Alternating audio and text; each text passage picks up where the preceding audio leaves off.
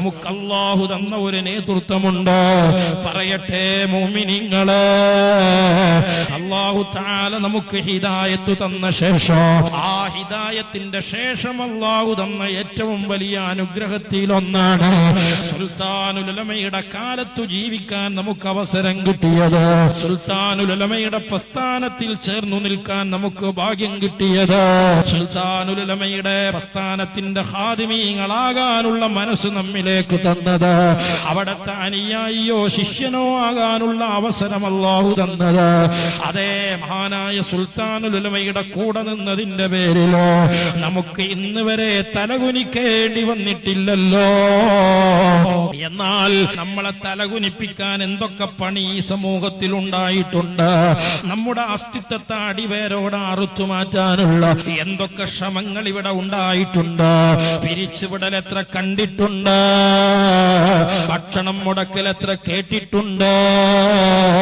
അതെ, അന്ന് മഹാനായ താജുൽ ഉലമ തങ്ങളെ, മഹാനായ സുൽത്താനുൽ ഉലമ, ഉറച്ചു പറയട്ടെ മുസ്ലിമീങ്ങളെ, അല്ലാഹുവിൽ നിന്നുള്ള വിലായത്തിന്റെ വിശുദ്ധമായ തലങ്ങളിൽ നേടപ്പെടുന്ന വലിയ ഒരു ഭാഗ്യമുണ്ട്. അലാ ഇന്ന ഔലിയാ അല്ലാഹി ലാ ഖൗഫുൻ അലൈഹിം വലാ ഹും യഹ്സനൂൻ.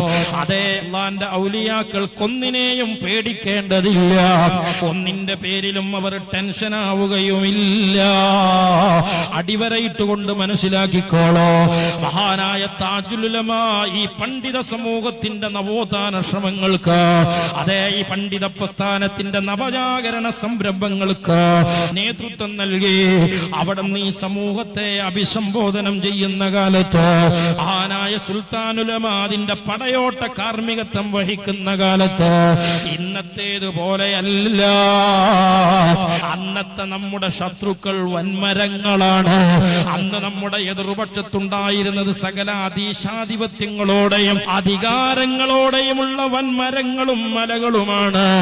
ആ മലകൾക്കിടയിലൂടെ ആ വൻമരങ്ങളോട് ആദർശപക്ഷത്തു നിന്ന് ഏറ്റുമുട്ടിക്കൊണ്ട് നമുക്ക് നേതൃത്വം നൽകാൻ ആ പണ്ഡിതന്മാർക്ക് സാധിച്ചിട്ടുണ്ടെങ്കിൽ, അതേ നേരിടേണ്ടി വന്ന ദുരന്തങ്ങളും പീഡനങ്ങളും പരാക്രമങ്ങളുമൊന്നോ അവരുടെ മനസ്സ് പിടിച്ചുകുലുക്കിയിട്ടില്ലെങ്കിൽ, അവരുടെ മനസ്സിനെ ഭയപ്പെടുത്തിയിട്ടില്ലെങ്കിൽ, അലാ ഇന്ന ഔലിയാ അല്ലാഹ്, അതേ കഴിഞ്ഞ 3 പതിറ്റാണ്ട് കാലം ആ മഹാന്മാരായ പണ്ഡിത നേതൃത്വത്തിന്റെ പിറകിൽ നമ്മൾ അച്ചടക്കത്തോടെ ആത്മാർത്ഥതയോടെ അണിയുറപ്പിച്ചു നിന്നപ്പോൾ, വല്ലദീന ജാഹദൂ ഫീനാ ലനഹ്ദിയന്നഹും സുബുലനാ, അതേ റബ്ബിന്റെ മാർഗത്തിൽ ഇറങ്ങി പുറപ്പെട്ടാൽ പ്രതിസന്ധികൾ ഉണ്ടാകാം, പ്രയാസങ്ങൾ ഉണ്ടാകാം. വലനബ്ലുവന്നകും ബിശൈഇൻ മിനൽ ഖൗഫി വൽ ജൂഇ വനഖ്സിൻ മിനൽ അംവാലി വൽ അൻഫുസ്, അതേ നമുക്ക് രക്തസാക്ഷികൾ ഉണ്ടാകേണ്ടി വന്നിട്ടുണ്ട്. രാഷ്ട്രീയ പരമാധികാരത്തിന്റെ പീഡകളിൽ പിടിച്ചു നിർത്തിയിട്ട് തലക്കകത്ത് കമ്പിപ്പാര അടിച്ചു കയറ്റിയ കാലങ്ങൾ ഉണ്ടായിട്ടുണ്ട്. അതേ ക്രൂരമായി പേപ്പട്ടിയെ പോലെ തെരുവിലിട്ട് വെള്ളിയാഴ്ചയുടെ പ്രഭാതത്തിൽ അറുകൊല ചെയ്യപ്പെട്ട കാലുണ്ടായിട്ടുണ്ട്. എന്തൊക്കെ പ്രതിസന്ധികളുടെ പർവ്വതങ്ങൾ താണ്ടിക്കടന്നാണ് നമ്മൾ കടന്നു വന്നത്. കാലുഷ്യങ്ങളുടെ കനൽപദങ്ങളിൽ എത്രയാണ് നമുക്ക് ചവിട്ടി നിൽക്കേണ്ടി വന്നത്. നമ്മുടെ നേതൃത്വം പതറിയില്ല. ഇന്ന് ലോകം പറയുന്നു കാന്തപുരം ശരിയായിരുന്നെന്ന്, ഇന്ന് കാലം പറയുന്നു താജുൽ ഉലമ സത്യമായിരുന്നെന്ന്. അപ്പോഴും ആ പണ്ഡിത നേതൃത്വം അഹങ്കാരത്തിന്റെ ശബ്ദങ്ങൾ പുറപ്പെടുവിച്ചിട്ടില്ല.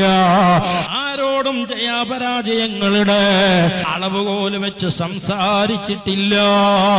ലിതകൂന കലിമത്തുല്ലാഹ്, എല്ലാവരും ദീന് പറയുന്നവരാകണോ, എല്ലാവരും സുന്നത്ത് ജമാഅത്ത് പറയുന്നവരാകണോ, അല്ലാഹുവിന്റെ ദീനിന്റെ ദായികളാകണോ, അല്ലാഹുവിന്റെ ദീനിന് പ്രാധാന്യം കൊടുക്കുന്നവരാകണോ. ആരെങ്കിലും ആ വഴിക്ക് വരുന്നുണ്ടെങ്കിൽ അത് കൺകുളിർക്ക കാണാനല്ലാതെ ആസ്വദിക്കാനല്ലാതെ ജയാപരാജയങ്ങളുടെ അളവുകോല് വെച്ച് അവിടെ ഇടപെടാറില്ല. അതെ, നമ്മളെ അല്ലാഹു തആല തലകുനിപ്പിച്ചിട്ടില്ല.